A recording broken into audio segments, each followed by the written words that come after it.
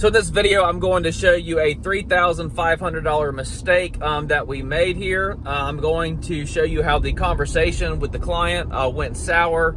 And then also I'm going to share with you, what you can do to protect yourself from a similar situation.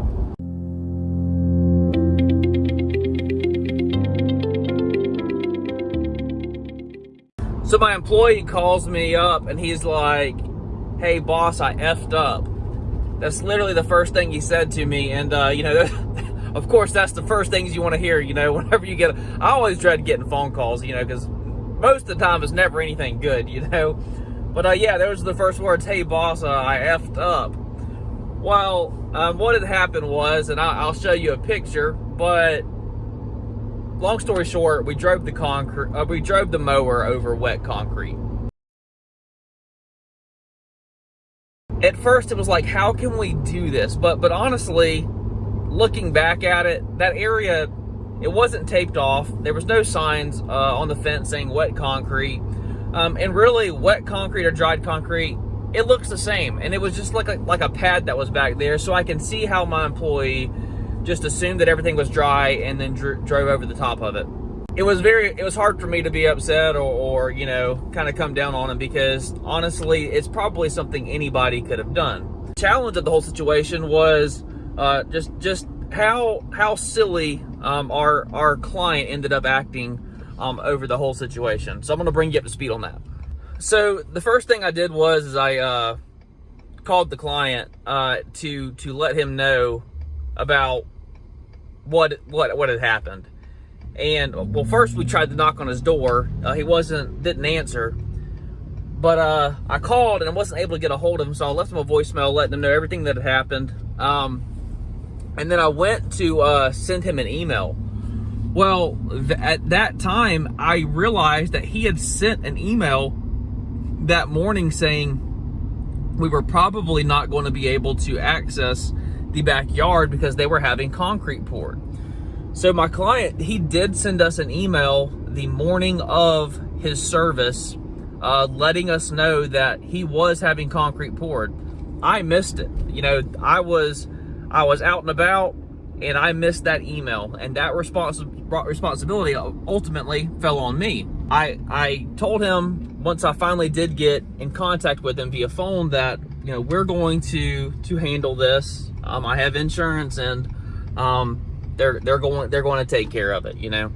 Apologize for everything that happened. And he was like, then this is kind of what got me. He was home whenever we were servicing the yard, knowing good and well that there was wet concrete back there, and I had not confirmed or anything with the email that he sent because I didn't see it, and the gate wasn't locked up. And my crew did what they always do. They go to service the yard and ran the mower over the wet concrete. So part of me was upset at myself for not having seen the email that he had sent that morning. And then a part of me was upset at him for even letting us have access to the backyard when there was wet concrete poured. Whenever I had concrete poured here at my house, man, I had the whole thing taped off. I got signs up everywhere. I don't want anybody messing up my investment, but that's just me. But anyways, so I tell the guy that we're going to take care of the damage that occurred. I immediately, same day, called my insurance company, took pictures of it, got everything sent to them, filed the claim, gave him the claim number so he could kind of follow along. This is where things went bad.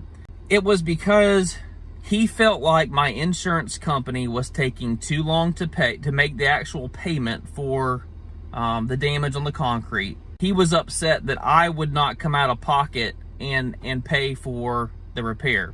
You don't do that. You file the claim and your insurance company handles it. You don't come out of pocket on that and then have my insurance company reimburse me. That's not the way that it's done. You file the claim, your insurance company confirms everything, they cut the check directly to the person who is filing the claim on it, like the person who needs the money. It ended up being 2.5 weeks is what it took for him to get a check.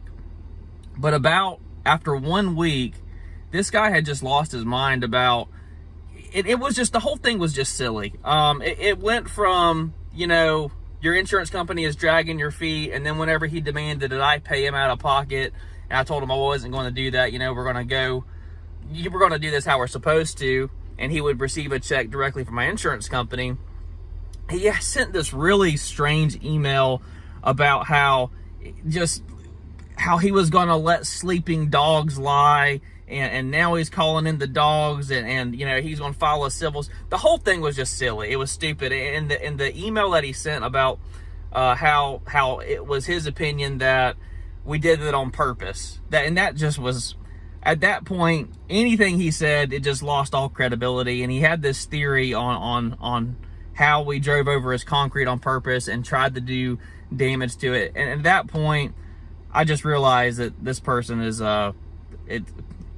he's not somebody I want to be doing business with at all. It's just very, very strange, very immature. But anyways, long story short, what could we have done differently in the situation? I really don't think there was anything we could have done differently, but the word of warning that I want to give you is that, you know, if you have something like this happen, you need to address it as quickly as possible, make contact with the homeowner as quickly as possible, go ahead and get the claim filed, go ahead and get that going. But, you know, you need to let that process happen, and you don't need to get yourself behind the 8 ball by coming out of pocket yourself for it or anything. And guys, I've had clients before that hired us, and their previous lawn mowing guy, like, he backed a 0 turn into their air conditioner unit. And then whenever they needed the repair for the AC unit, because he damaged all those coils, you know, it was like $5,000. He just automatically just disappears, you know, and that happens pretty frequently. So the word of warning that I would give you is make sure whenever you start a lawn care business that you have insurance, because you're going to do something. It doesn't matter how careful you are. Eventually you're going to sling a rock. You know, eventually you're going to back your car or back your mower up into somebody's car or AC unit. You're going to drive over wet concrete. Worst case scenario, you're going to back your mower up into the side of somebody's house, like do a sharp turn and then knock out some bricks or something. Now you got a real problem. You know, my point is, have your T's crossed and your I's dotted, have your insurance ready to go. And, you know, when you run in a situation like this, just be as professional as possible whenever you're dealing with people. I just wanted to share this with you guys. So if you're in a similar situation, maybe you can kind of look back on this experience that I had and learn something from it.